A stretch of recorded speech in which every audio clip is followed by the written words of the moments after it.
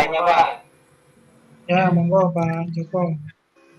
Ya, saya Joko Supriyadi dari Waikanan, Provinsi Lampung, Pak. Oh Izin ya, izin bertanya, Pak, ya terkait monggo. tadi contoh kasus yang dibahas di awal tadi kaitannya dengan Andri Yunus. Tadi kan pelakunya diduga oleh oknum TNI, sedangkan para pelaku itu diproses melalui peradilan militer. Nah, saat ini ada seorang akademisi dari UGM, pakar hukum tata negara Zainal Arifin Mokhtar, sedang mendorong untuk merevisi undang-undang peradilan militer yang merupakan produk dari Orde Baru, Pak. Berapa ya? 97 apa ya? 98. 98. Nah, itu kan produk Orde Baru, Pak. Nah, sedangkan menurut ketentuan norma di Undang-Undang TNI yang lahir di 2004 itu ada norma yang bertentangan menurut Profesor Zainal Mokhtar Arifin. Di dalam Undang-Undang TNI itu mendorong semangat reformasi, bahwa ada ketentuan menurut beliau TNI yang melakukan kejahatan terhadap sipil maka harus diproses melalui peradilan umum. Kejahatan umum harus diproses melalui peradilan umum. Kalau kejahatan itu dilakukan terkait dengan militer, kejahatan militer, misalnya terkait kode etik dan sebagainya, itu baru diproses di peradilan militer. Itu berdasarkan ketentuan yang ada di Undang-Undang TNI. Namun di Undang-Undang Peradilan Militer itu mengatur norma bahwa seluruh tindakan TNI itu harus disidangkan melalui peradilan militer. Pertanyaannya menurut Bapak, apakah sudah tepat, sudah relevan, atau memang gagasan untuk reformasi terhadap Undang-Undang Peradilan TNI itu memang harus didorong untuk disegerakan, mengingat memang beberapa kasus itu ada potensi apa namanya keberpihakan gitu kan, tertutup, lebih tertutup, kemudian ada potensi juga melanggar azas equality before the law kalau disidangkan oleh institusi internal itu sendiri gitu. Menurut saya, menurut Bapak itu bagaimana kira-kira? Apakah masih relevan dengan undang-undang peradilan militer yang lama itu atau memang perlu didorong untuk direvisi sesegera mungkin, Pak? Demikian, Pak. Oke. Untuk pertanyaan pertama itu, Pak. Yang kedua terkait peradilan anak, ini di desa saya kebetulan tahun lalu itu ada, Pak. Anak SMP baru kelas 1 SMP, yang satu kelas 2 SMP, itu melakukan pencurian kendaraan motor roda 2 di siang hari, Pak, dan tertangkap oleh warga. Kebetulan pelaku itu adalah anak seorang kepala desa dari desa sebelah. Pada hari yang sama, itu selesai urusannya, Pak. Pelaku dipulangkan ke orang tuanya, BB kendaraan motornya itu dikembalikan ke pemiliknya. Maka urusannya selesai dengan mekanisme restoratif justice berdasarkan apa namanya undang-undang peradilan anak, khusus anak itu, Pak, yang eh, apa namanya tahun 2011 kalau saya tidak salah itu, Pak. Nah, melalui mekanisme diversi itu, Pak, itu terjadi polemik di sini, Pak. Kalau kayak gitu nanti besok anak itu balik lagi nyuri lagi, nggak takut dia, toh hari itu juga dipulangin kok gitu, Pak. Itu menurut Bapak itu gimana kira-kira terkait yang khusus peradilan anak tadi dan terkait undang-undang peradilan militer tadi. Demikian, Pak. Terima kasih, Pak. Assalamualaikum. Waalaikumsalam. Oke, ini pertanyaan bagus ya Bapak Ibu semua.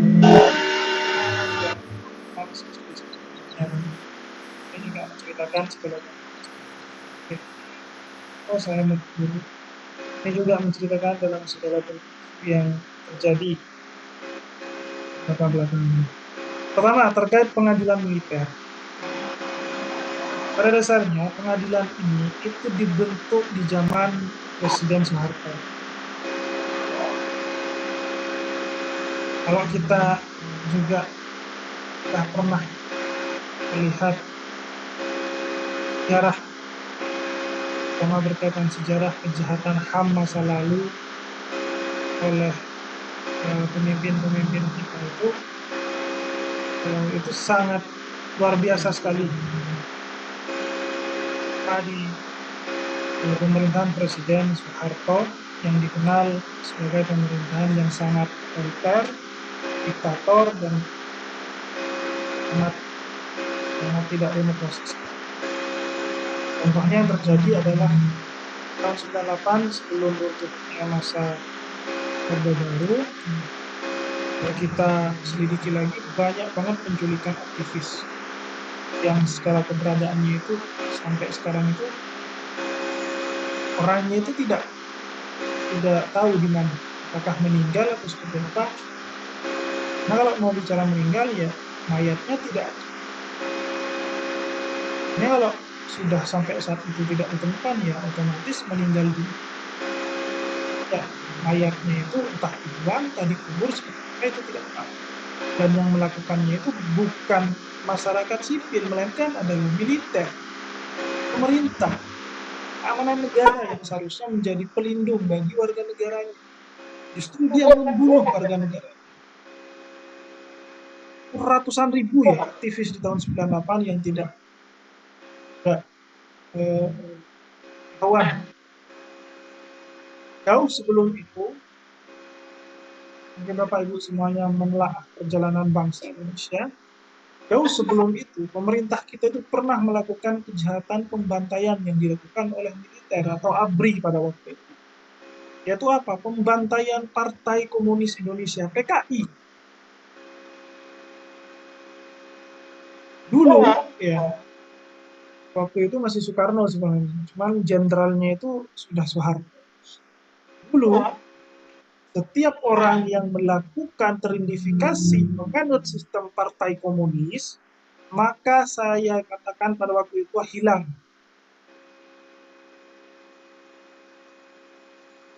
Mungkin Bapak Ibu semuanya pernah tahu ya terkait kelam perjalanan suatu bangsa ini, terkait suatu perjalanan bangsa ini memang ya, jalannya itu tidak main-main dalam suatu kejahatan HAM. Kan korbannya bukan ratusan ribu lagi, bahkan sampai jutaan orang yang pada waktu itu diculik dan jasadnya, mayatnya tidak ketahuan tadi mana. Jadi setiap ada orang yang identifikasi PKI pasti hilang pada waktu itu. Siapa yang melakukannya? ABRI. Dulu masih ABRI ya, kalau sekarang sudah TNI atau militer. Siapa yang nyuruh? Tentunya adalah Presiden Soeharto. Ini kan jauh yang menjadi cita-cita dari leluhur kita. Undang-Undang Dasar 45 di dalam melindungi dalam segenap tumpah darah bagi masyarakat Indonesia. Justru malah pemerintah sendiri, militer sendiri yang membunuh. Ya walaupun memang indikasinya itu akan bertentangan dengan ideologi Pancasila.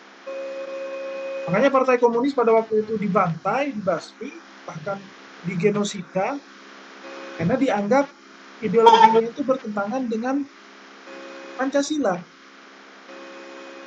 Jauh dalam suatu konteks itu ada nilai kemanusiaan yang tertanam di dalam bantaian tersebut.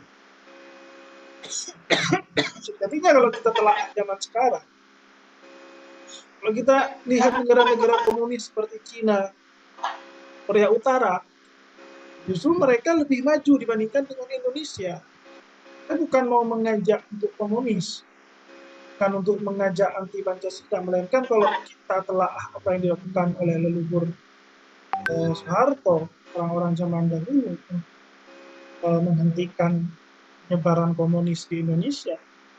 Kita lihat ideologi Pancasila yang sekarang ini ya benar-benar tidak diterapkan di dalam suatu implementasi negara. Rasis di mana-mana, dan juga kurangnya pendidikan, kesehatan, dan semacamnya ini jauh dari apa yang dicita-citakan di dalam pendirian Pancasila. Kita tidak membahas dari segi Pancasila, melainkan kita membahas dari segi militer yang tadi juga disinggung oleh. Sehingga Pengadilan militer ini emang diciptakan Bapak Ibu semuanya untuk memberikan payung bagi militer di Indonesia. Bila dia melakukan kesalahan, ada payung hukum agar uh, mereka itu apa namanya ya dibantu oleh pengadilan tersebut. Makanya Prof. Arifin ya benar-benar menyinggung terkait eksistensi pengadilan militer. Justru kalau kita memang faktanya melihat ya tidak ada efek jerah, melainkan hanya pengadilan tempat eksistensi, tempat menutup saling melindungi antara atasan dan juga bawahan di dalam kasus yang dilakukan oleh militer. Jadi faktanya emang benar. Artinya apa? Secara logika gini aja Bapak Ibu semuanya. Kita yang melakukan kasus pidana, masa yang menjadi hakimnya itu orang tua kita? Jadi analoginya seperti itu. Jadi saya melakukan pidana, membunuh seseorang. Tapi yang jadi hakimnya orang tua kita, ayah dan mama saya, ya bapak dan ibu saya. Secara logika, ya apakah hakim itu benar-benar netral menjalankan dalam ideologi kehakiman, kehakiman? Dia justru lebih netral terhadap posisi sebagai orang tua. Jadi analoginya seperti ini. Kalau militer yang mengadili juga militer, mana secara logika dalam efek jerah? Saya yakin tidak ada. Hanya Prof. Arifin Muhtar benar-benar menyinggung dalam eksistensi peradilan militer. Jadi saya sangat setuju. Ya, produk 98 itu khususnya pengadilan militer itu hanya untuk melindungi orang-orang militer yang melakukan suatu kejahatan-kejahatan, terutama yang berkaitan dengan kejahatan HAM masa lalu. Secara eksistensi itu nggak ada. Yang melakukan kejahatan militer yang mengadili juga militer.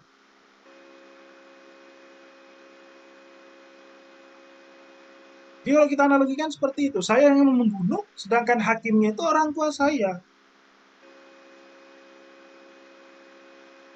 Ya, jangan berharap bakalan netral gitu kan. Jangan berharap juga bakalan menerapkan ideologi kehakiman, menerapkan kode etik kehakiman, SOP kehakiman, tentunya tidak. Makanya jangan harap setiap kasus yang dilakukan oleh militer ada efek jerah bila mana diadili di pengadilan militer. Tidak ada. Karena isinya itu udah saling tolong menolong. Karena saya sangat setuju. Militer sudah seharusnya diadili di pengadilan sipil, terutama pengadilan negeri, bila mana berkaitan dengan kasus pembunuhan. Tapi kalau kasus kode etik, ya nggak apa-apa, monggo. Karena kode etik yang berkaitan bukan lingkup pidana besar ya, ada kan pidana kecil, pidana besar, seperti pembunuhan, pelecehan, narkoba, dan semacamnya. Jadi saya sangat setuju. Dari dulu bahkan pengadilan militer sudah seharusnya orang-orang militer itu diadili di pengadilan sipil, khususnya di pengadilan negeri. Karena kenapa? Yang pertama, dari segi hakim bukan orang militer. Maka saya yakin netralitas pasti akan dijaga.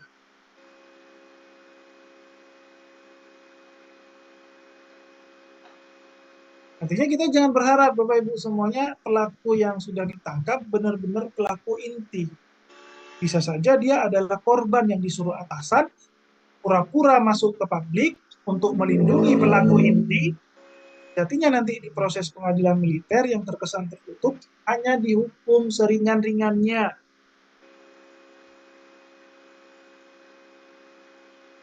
Hanya militer kita ini ya juga tidak jauh beda dengan kepolisian, lembaga instansi yang memang harusnya mengayomi justru malah serang rakyat. Saya sangat setuju ya, militer kita itu ya sedikit saja berperang sama negara mana dulu gitu ya. Biar PBN itu terutama untuk menggaji mereka itu bisa berguna ya Bapak Ibu semuanya. Makanya militer kita itu kan paling tinggi ya se-Asia Tenggara ya. Kan juga di atas Israel. Tapi secara penilaian itu kenapa lebih tinggi? Karena militernya itu jumlah pasukannya lebih banyak. Kenapa lebih banyak? Karena pengambilan militer ya, itu bisa setahun 3 kali Bapak Ibu semua. Jadi sudah jadi ajang bisnis. Dan sudah rahasia umum masuk militer ya harus ada uang. Artinya militer kita itu belum diuji. Makanya banyak kasus viral tiba-tiba ada militer yang sudah ditugaskan di Papua untuk memberantas UPM malah nangis. Ini kan jiwa militernya gimana? Giliran ketemu sama sipil malah egonya paling besar, paling gede. Giliran disuruh berantem beneran malah nangis. Ya, jadi seperti itu ya. Dan jadi ajang bisnis ya. Oprek setahun 3 kali, masuk harus bayar. 200 kalau Bintara itu kalau sekarang mainnya 350 kalau nggak salah. Kalau di Brigadir, Bintara. Kalau di Catam itu 150 ke 200 juta. Saya tahu ya, Bapak Ibu semuanya. Jadi sudah jadi ajang bisnis ya. Bukan untuk membela negara, bukan untuk mempertahankan negara, justru menjadi ladang bisnis bagi petinggi-petinggi militer. Makanya nggak heran mereka pada arogan, anak-anak mereka pada arogan. Saya anak ini, anak ini.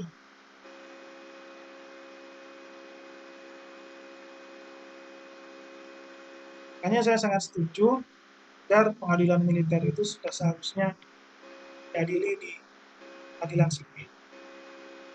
Menjaga tas dalam eksistensi hakim, hakim yang menjadi corong dalam apa namanya kapan ataupun juga putusan dalam undang-undang itu sendiri. Itu yang pertama, Bapak Ibu semuanya. Yang kedua ya, hal pengadilan anak. Ini juga menjadi rahasia umum, makanya memang seperti tadi yang saya katakan, lapas anak itu bukan lapas untuk memberikan efek jerah. Kan kalau kita lihat juga lapas untuk orang umum, itu juga belum pasti memberikan efek jerah. Makanya transaksi narkoba di lapas, orang yang sudah bebas lapas terus residif lagi melakukan kejahatan sama, itu terbukti bahwa apa? Hukum ya, di dalam suatu negara kita, sistem kita tidak memberikan efek jerah sehingga dia melakukan kejahatan yang sama. Karena berbicara suatu hukum pidana, kita juga berbicara harus adanya efek jerah bagi pelaku-pelaku kejahatan tindak pidana. Makanya kejahatan yang berkaitan dengan anak tadi juga malah langsung diselesaikan secara restoratif justice, ya diselesaikan secara kekeluargaan. Kayak dengan kaget bila karakter-karakter penerus bangsa makin hancur dan karena memang ya karakter anak-anak kita itu ya tidak dipungkiri ya sekarang seperti ini.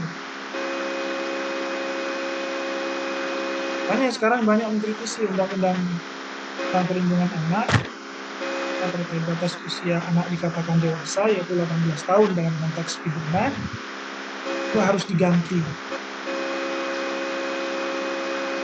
Kan kembali lagi pasti bertentangan dengan hak asasi manusia. Kita tidak segampang itu. Jadi Menteri HAM kita itu di Pigai itu ini ya banyak ngomongnya daripada kerjanya ya Menteri HAM kita. Oke, seperti itu Pak Joko ya. Pertanyaan bagus Pak. Ya, ini juga menjadi diskusi bukan cuma saya, melainkan diskusi pemerintah. Baik Pak, terima kasih Pak. Oke, sami-sami.